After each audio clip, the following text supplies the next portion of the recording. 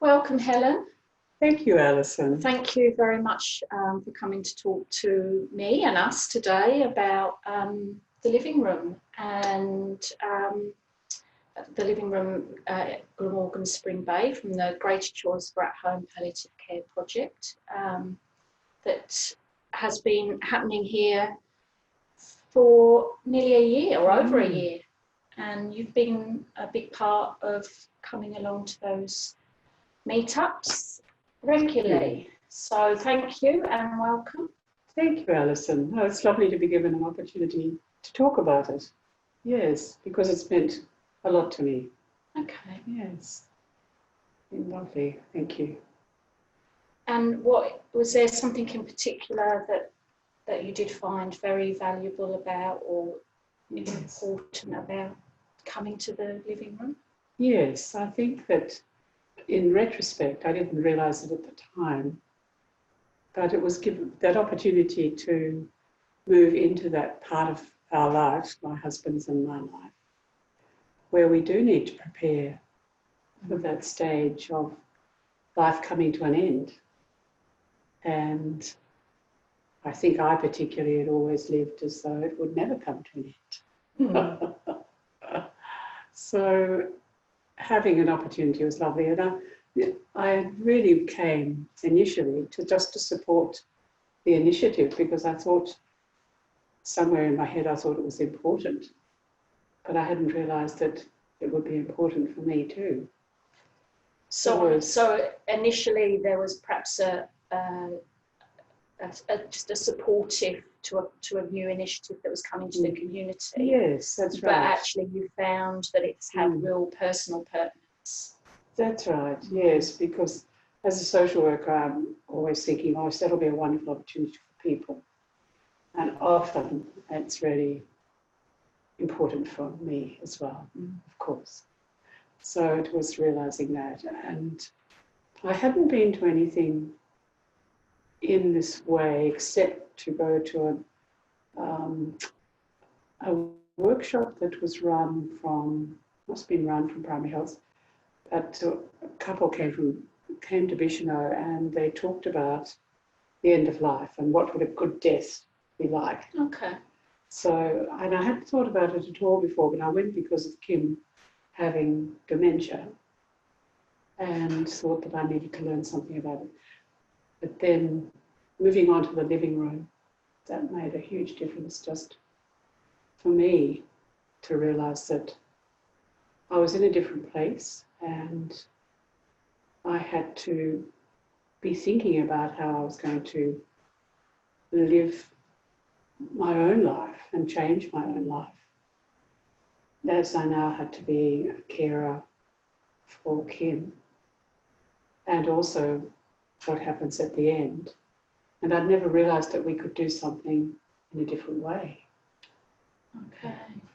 So that was really wonderful to rejoice at the end of the life and not to just see it as a series of steps that we all went through and we ticked them all off. Yes.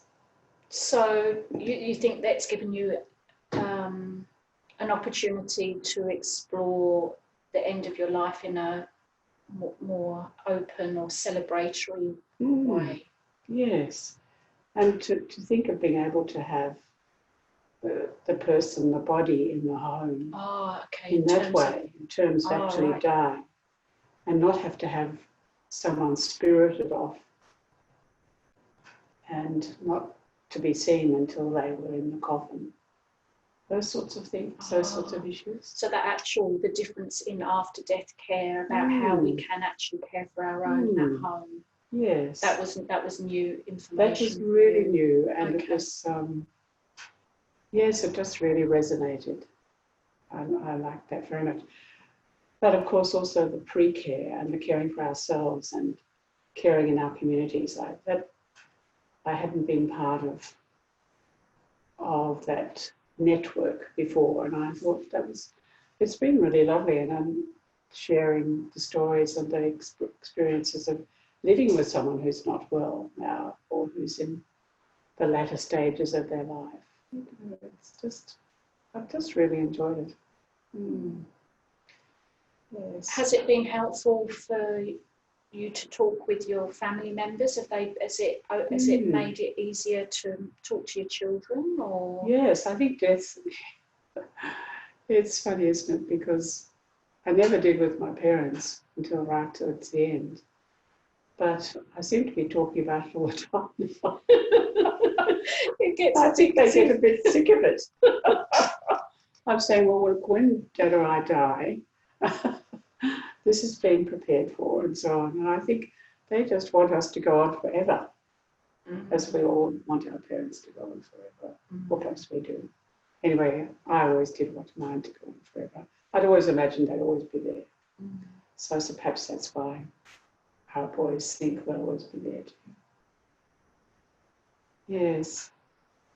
I think it's really lovely to be able to be supportive of other people who are experiencing similar things too. In terms of the dementia, there are several friends who are in that same situation.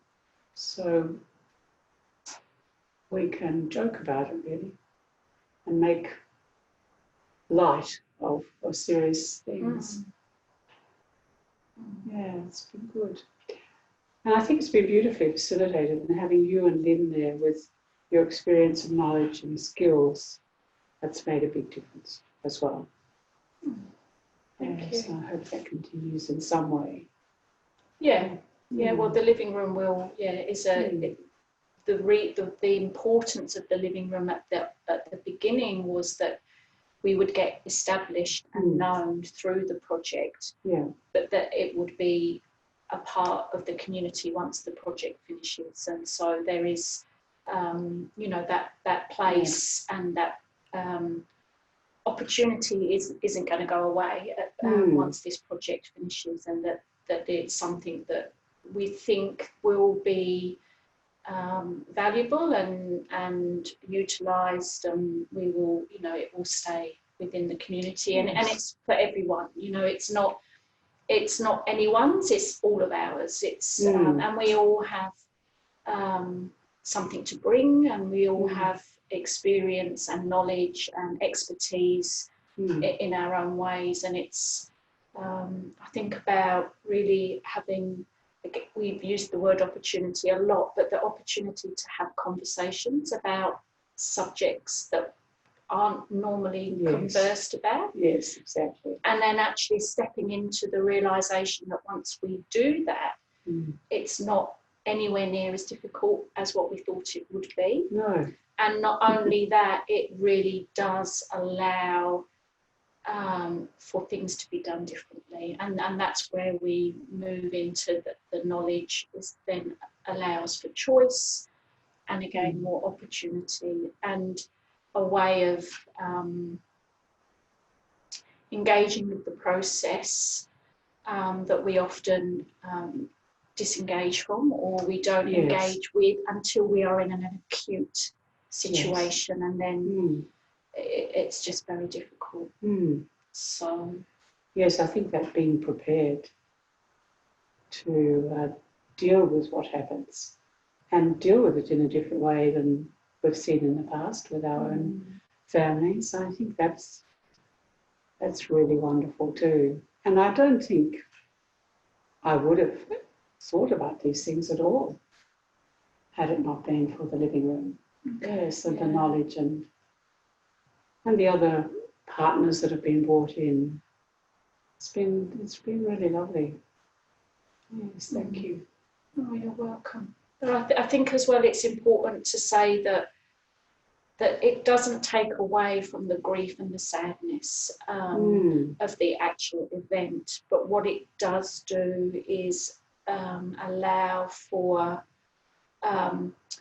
time and energy at the time of someone's death to be given. There's time that goes into that, as opposed to the worrying of, well, what do we do next, and how do we do this, and how do we manage this? It actually, it doesn't take away the sadness and the intensity of that person dying, but what it does do is you can orientate where your attention Mm. lies. Mm. And so having the knowledge beforehand Yes. and the discussions beforehand frees us up Yes. to be totally or more present. More present, I think at that's. the time, Yes. rather than worrying about Mm. what needs to be done and how and when. Yes, that's right.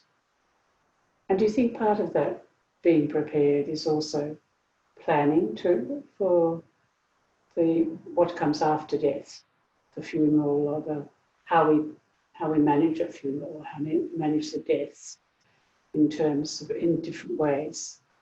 Can we plan ahead for that? Yes, we can. Yeah, we can. And in some ways there are certain, I mean, you know, for example, if you have a bush block and you think that you may want to be buried on your own land, that's not something that can happen quickly. Yes. So if they're, you know, so certain things like that, the advanced planning and the preparation to find out what you need to do. But the fact is that that is possible. But yeah, we may need to put some time and energy and effort into finding out how. And you know, that again, that is something that if it's done before the need for it to be done, it's gonna make it a lot easier. Yes, I think so too. Yes, it'd be lovely to actually put the time into it, which I haven't yet. Well, it's you know, it's you've started though. Yes, that's right. I think it's good. Really lovely. Because it's in, you know, as far as my own experience of being, I'd never even sat with someone who was dying until last year. I really didn't know what that would be like, and I'd like to be better prepared if that does happen, that I can sit with Kim. Yes, and know that that's fine and I can manage it and cope with it. Yes.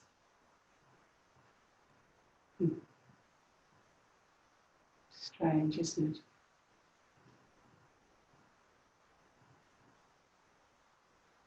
Thank you, Alison. No, thank you, Helen. Thank you.